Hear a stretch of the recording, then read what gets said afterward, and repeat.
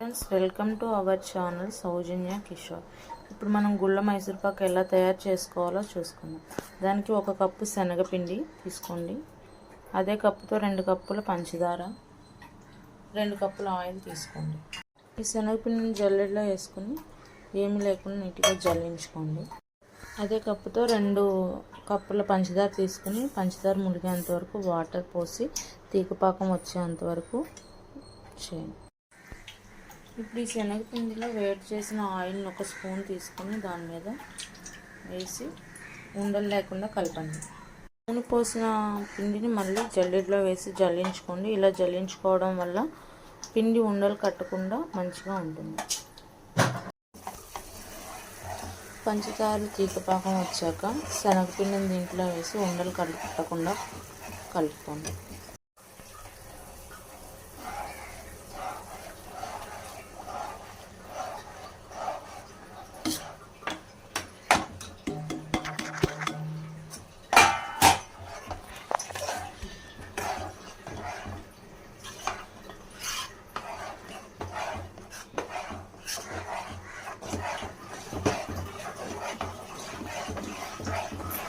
శనగపిండి వేసిన దగ్గర నుండి ఇలా ఉండలు కట్టకుండా తిప్పుతూనే ఉండాలి.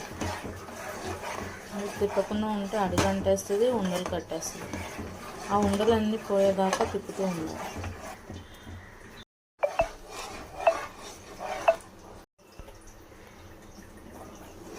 ఇలా అవుతుండగా పక్కన మనం ఆయిల్ నెయ్యి కలిపి మరగపెట్టుకున్నాం కదా, ఆ మరగపెట్టుకున్న దాన్ని కొద్దిగా వేసుకుంటూ తిప్పుకుంటూ ఉండాలి. ఒకేసారి వేయకుండా కొంచెంగా వేస్తూ దాన్ని ఇలా తిప్పుతూ ఉంటే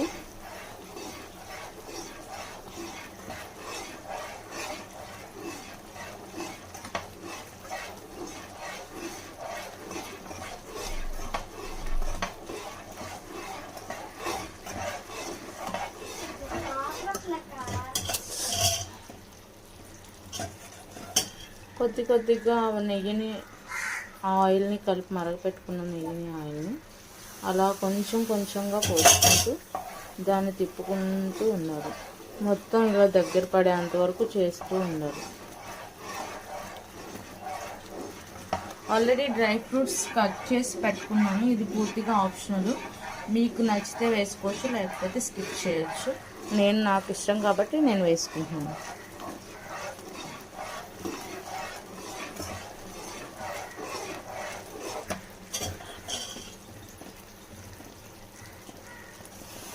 ఇలా అలా మెల్లగా వేస్తూ తిప్పుతూ ఉండాలి.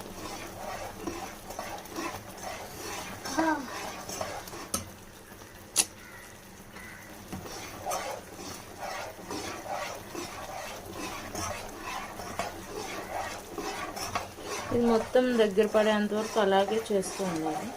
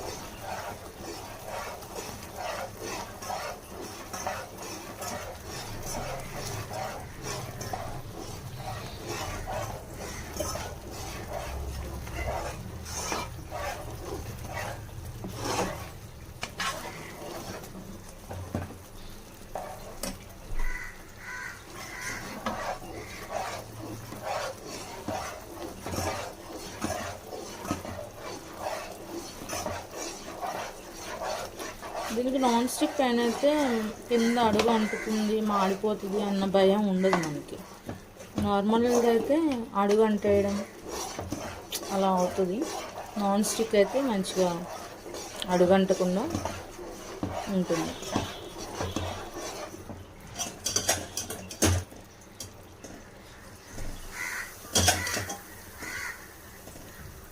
అలా నెమ్మదిగా ఆ నెయ్యిని ఆయిల్ని దీంట్లోకి యాడ్ చేస్తూ ఉండండి.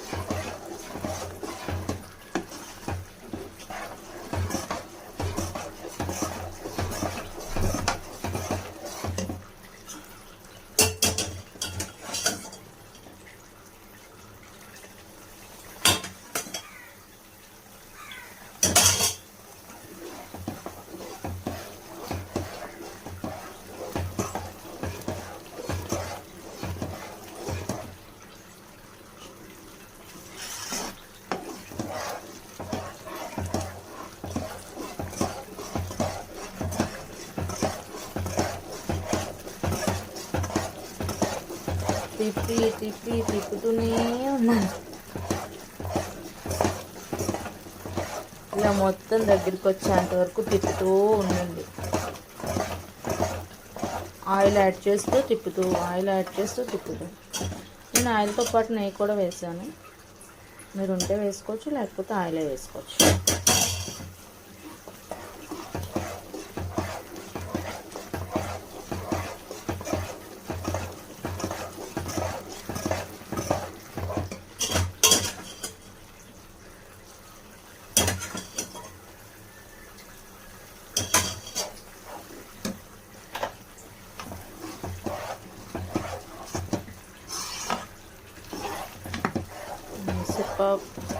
స్మెల్ బాగా వస్తుంది.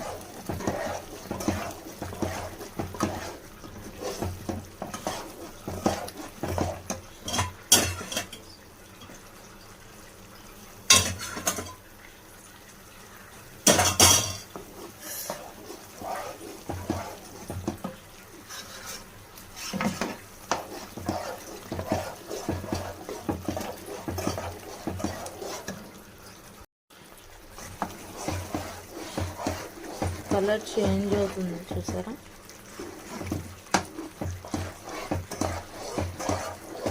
ఇలా మొత్తం దగ్గరికి వచ్చేంత వరకు నెమ్మదిగా సిమ్లో పెట్టి తిప్పుకోండి. హైలో పెడితే మొత్తం చేతి మీద ఆయిల్ పడిపోతుంది.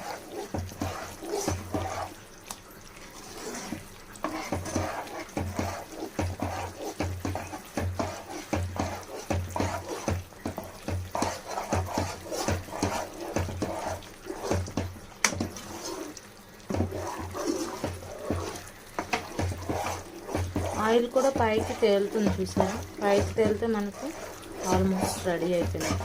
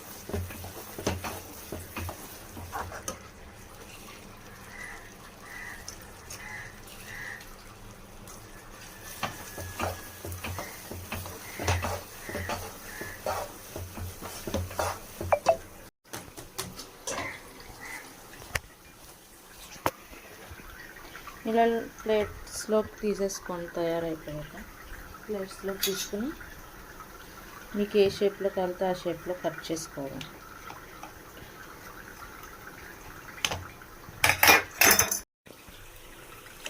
ఇలా మీకు ఏ షేప్స్ కావాలితే ఆ షేప్స్ కట్ చేసుకోండి.